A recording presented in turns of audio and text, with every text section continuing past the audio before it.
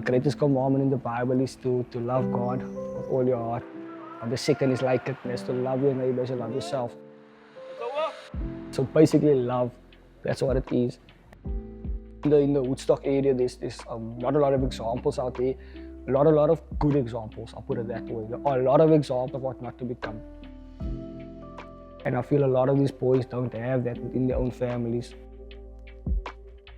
My grandmother died and my father came and decided we're gonna stay with my uncle.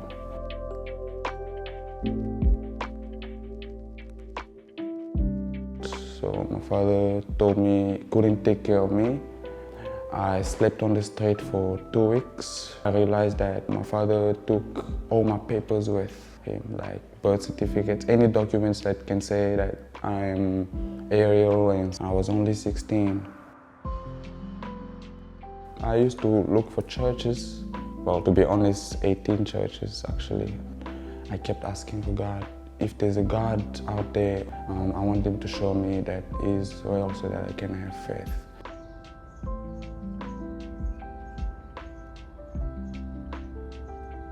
I met Ariel this year. He was this shy boy, very reserved. He didn't speak to anybody.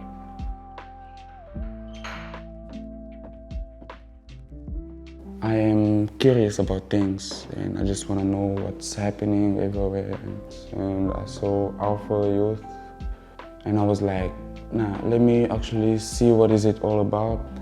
But Alpha, if I got a question, I definitely get the answer, but not the full answer, but an understanding of it, something which can lead me somewhere. My curiosity has been tough because back at home, there's questions which I couldn't ask and I was actually scared they'd beat me. He always told me he doesn't trust people because a lot of people hurt him. You know, especially when they open up to people, they use it against him. We can come to church a lot more. You could see he changed a lot, but he was still troubled. I had to give my life to Jesus, and so there was this Sunday I got invited to be baptized, but I ditched church. He was having some suicidal thoughts, and I had a chat to him. And then spoke to him, and actually he put his name down to get baptized that Sunday. So he told me like, Shannon, I'm gonna get baptized and then I'm gonna take my life. Because all I have to do is give my life to God and then I can take my life after that. I wanted to kill myself and I just felt like somebody should care. I need a minute. Holy Spirit, make me more like Jesus. Every day a little more like Jesus.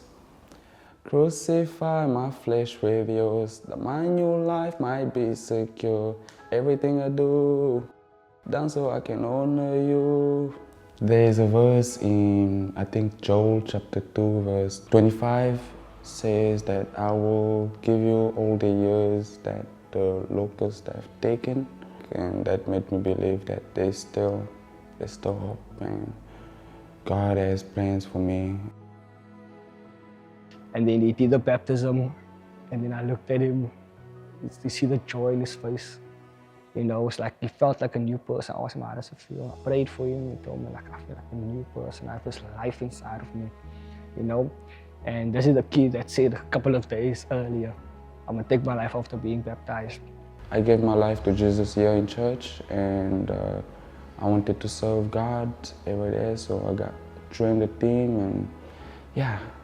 I just feel like God gave me a furry family which cares, a community, people to care for, work for, or even sweat for. So that would be my encouragement to young people out there is to ask questions. You have a voice, to use it, because ultimately someone else needs to hear it. If I had to give an advice to somebody, I'd tell him, just open your eyes and see what God is showing you. God always makes a way. You just have to believe in Him.